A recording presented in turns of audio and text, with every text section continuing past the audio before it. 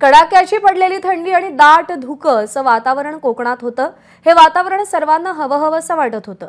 पण फेंगल चक्रीवादळामुळे वातावरणात बदल झाले आणि कोकणातून थंडी देखील गायब झाली।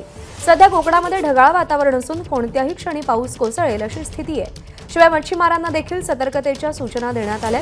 या वातावरण बदलल्या संदर्भात सध्या चर्चा सुरू आहेत आणि त्याची माहिती दिली आहे रत्नागिरीचे प्रतिनिधी अमोल मोरे यांनी।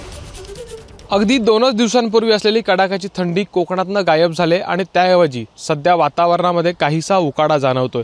फेंगल चक्रीवादळाचा परिणाम एकंदरीत हा असल्याचं सांगितलं जातंय। सध्या जर आपण कोकणात बघितलं किंवा कोकणातल्या किनारपट्टी भागात बघितलं तर अशा पद्धतीनं ढगाळ वातावरण आपल्याला दिसून येत आहे।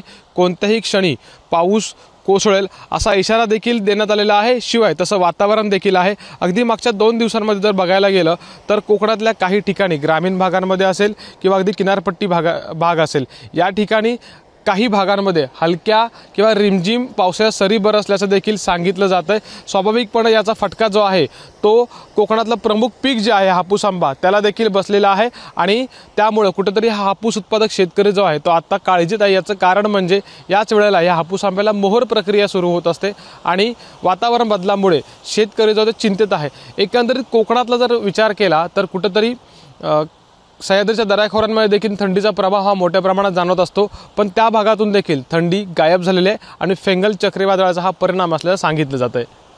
कॅमेरामॅन महबूब शेखसह अमोल मोरे, एबीपी माझा, रत्नागिरी।